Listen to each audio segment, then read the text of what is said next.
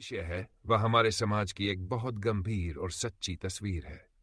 नीचे एक कहानी दी गई है जो देश, समाज और नेताओं की चालाकी को दर्शाती है। बंटवारे का खेल, नेताओं की चाल में फंसी जनता की कहानी। कभी एक समय की बात है, स्वर्णभूमि नाम का एक देश था। इस देश में हर धर्म, हर जाति, हर भाषा के लोग मिलजुल कर रहते थे। खेतों में हरियाली थी, गलियों में रौनक थी और लोगों के दिलों में एकता की मिसाल थी। लेकिन जैसे जैसे समय बीता, देश में कुछ ऐसे नेता उभरने लगे जिन्हें देश से ज्यादा अपनी कुर्सी प्यारी थी। एक नेता आया, उसने धर्म की बात की। बोला, अगर तुम इस धर्म के नहीं हो तो तुम इस देश के नहीं हो। लोगों के दिलों में शक बोया गया।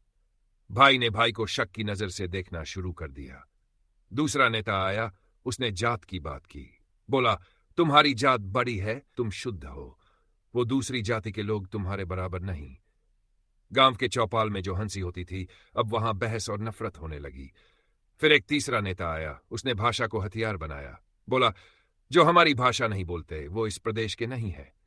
लोग अब एक दूसरे से बात करने से डरने लगे। धीरे धीरे देश के नक्शे पर लकीरें खिंचती गई, धर्म की, जात की, भाषा की। और नेता, वो सब एक मंच पर साथ खड़े होकर हंसते थे। चुनाव के समय वे एक हो जाते, गले मिलते और जनता को फिर से बांटने का नया तरीका खोज लेते। जनता लड़ी, झगड़ी, मरी और नेता बनते गए, अमीर होते गए। लेकिन एक दिन एक छोटा सा बच्चा स्कूल में खड़ा होकर बोला, मुझे ना तुम्हारा धर्म चाहिए, ना जात, ना भाषा की लड़ाई। मुझे वो देश चाहिए जिसमें मेरी मां मुस्कुराए, मेरा दोस्त मेरे साथ खेले और मेरा सपना साकार हो। लोग चौंके, उन्हें लगा जैसे नींद से जागे हों।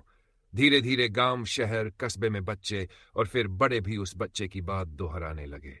एक नई क्रांति आई, जहां धर्म मंदिर में, जात पुरानी किताबों में और भाषा दिलों को जोड़ने के लिए थी। नेताओं के लिए अब पुराना खेल काम नहीं करता था। जनता अब जाग चुकी थी और स्वर्ण भूमि एक बार फिर एकता भूमि बन गई। जब तक हम बोलते रहेंगे, कोई भी हमें जोड़ नहीं पाएगा।